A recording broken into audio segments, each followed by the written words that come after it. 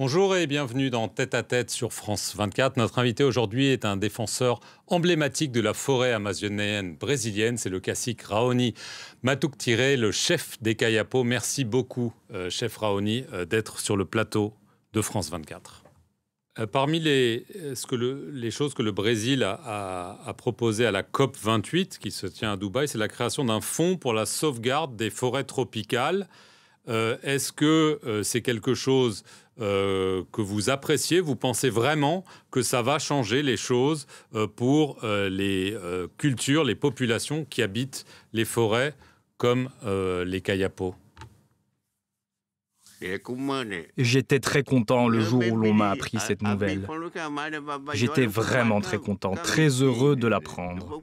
Et j'espère que cela va se traduire par de vrais financements pour la sauvegarde des forêts et que cela ne sera pas juste des paroles en l'air, sans action derrière. Je pense que c'est très important qu'on continue dans cette direction et qu'on puisse protéger les forêts dans le monde et la forêt amazonienne, parce que c'est la clé de la survie de l'humanité sur Terre. Elles permettent de réguler le climat qui, on l'a vu, est en train de changer drastiquement.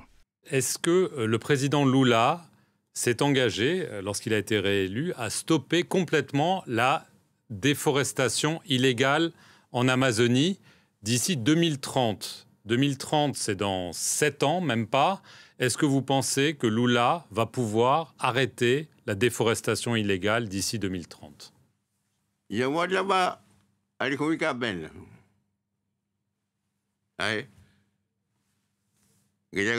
voudrais parler avec vous, vous raconter ce qui est en train de se passer.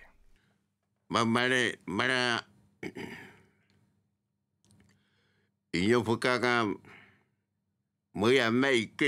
est en train de faire partir les gens qui coupent le bois de notre territoire. Lula dit qu'il travaille pour nous, et c'est vrai qu'il a fait beaucoup de choses pour nous. Mais ce qui se passe aujourd'hui au Brésil, c'est qu'au Congrès, il y a beaucoup de gens qui sont contre nous.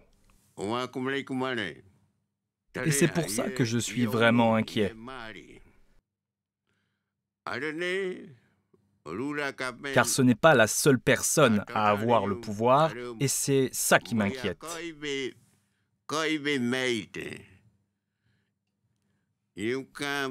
Moi et Lula, on s'est assis ensemble, et il m'a dit qu'il allait délimiter les terres des peuples indigènes qui ne possèdent pas encore de territoire. Mais ce que je vois, c'est que c'est très difficile à faire. Il y a beaucoup de gens au Congrès, beaucoup de gens proches de Bolsonaro, qui s'opposent à cela.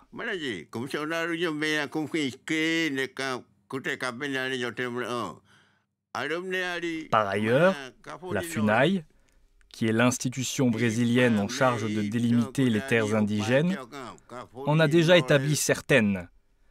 Mais beaucoup de gens s'y opposent et il y a déjà des députés qui ont contesté la constitution de ce territoire-là. Actuellement, on voit qu'il y a quand même un vrai conflit.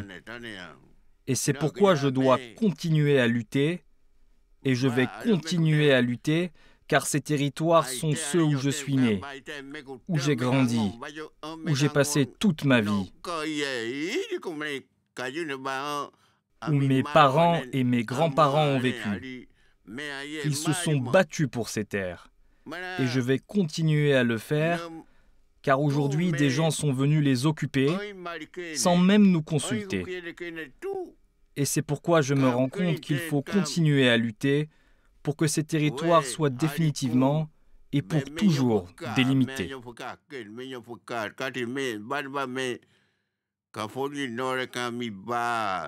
Moi, je voudrais savoir si Lula tiendra bien ses engagements. C'est pourquoi je vais aller le voir et lui poser cette question. Parce que notre peuple attend ça de lui. Mais je veux qu'il m'assure que c'est vraiment ce qu'il va faire.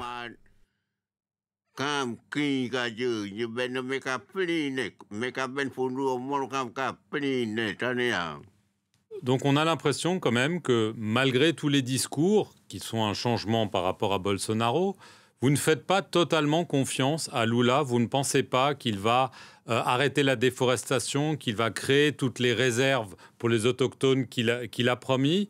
Vous semblez douter de Lula?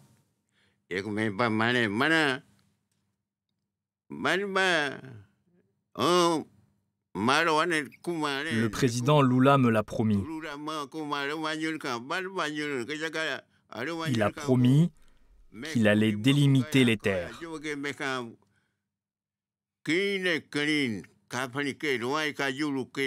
Pour l'instant, ce n'est pas fait. À chaque fois que j'irai le voir, je vais lui demander de me rendre des comptes.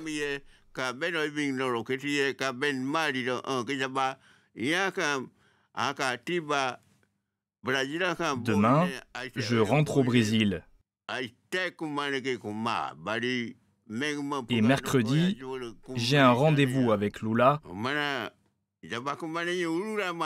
Je lui demanderai, Lula, est-ce que tu vas vraiment délimiter les terres?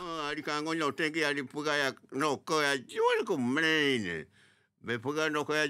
je vais lutter jusqu'au bout pour que ce soit fait.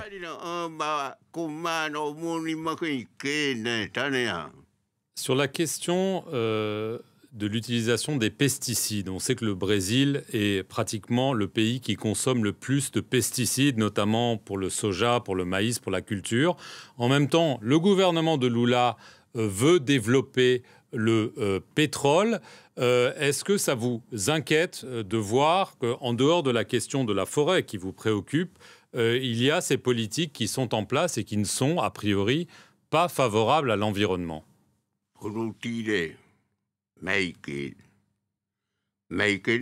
Je pense que la façon dont on utilise la terre aujourd'hui est très mauvaise.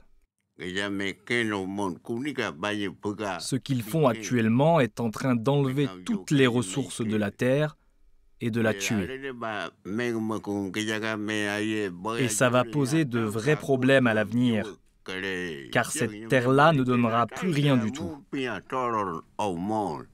Je pense qu'il faut absolument qu'on change la manière dont on utilise la terre. C'est très important.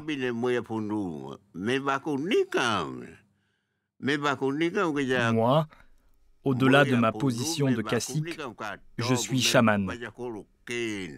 J'ai fait des rêves et j'ai vu des choses très mauvaises qui vont mettre en danger non seulement nous, le peuple indigène, mais tout le monde.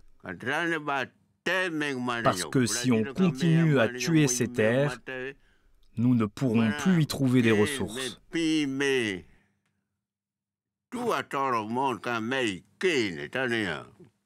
Jair Bolsonaro est parti, il n'est plus là, mais est-ce que les choses qu'il a mises en place, notamment au niveau de la forêt, est-ce que vous trouvez que son influence sur les sujets qui sont tellement importants pour vous est toujours très présente aujourd'hui au Brésil?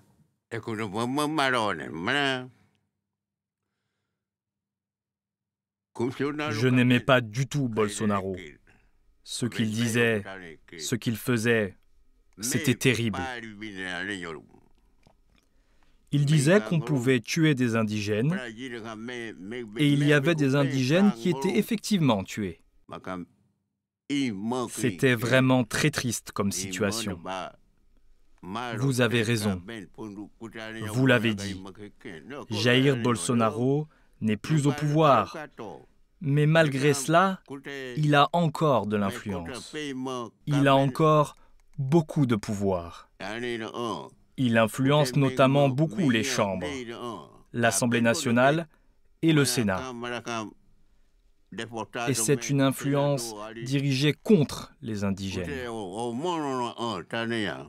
Dernière question, Cacique Raoni, ça fait des années, des dizaines d'années que vous faites campagne pour l'Amazonie, pour la défense de la forêt. Est-ce que vous êtes aujourd'hui plus optimiste qu'il y a quelques années ou au contraire, est-ce que vous craignez que l'avenir sera encore plus sombre pour vos cultures et pour vos populations?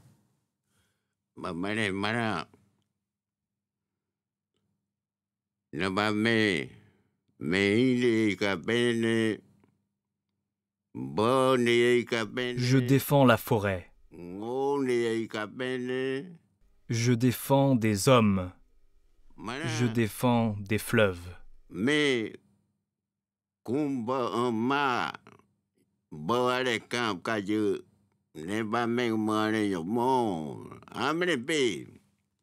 Je veux qu'on les laisse tranquilles dans la forêt. Les arbres comme les hommes.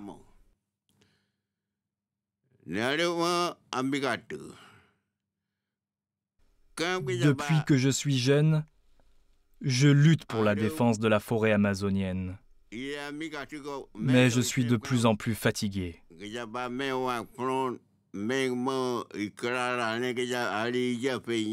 Alors, même si je vais continuer à me battre avec toute l'énergie qu'il me reste,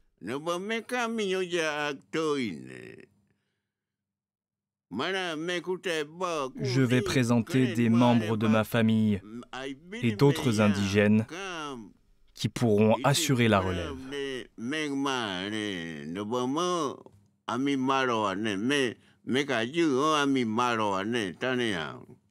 Cacique Raoni, merci beaucoup d'être venu sur le plateau de France 24 et merci à vous d'avoir regardé cette émission.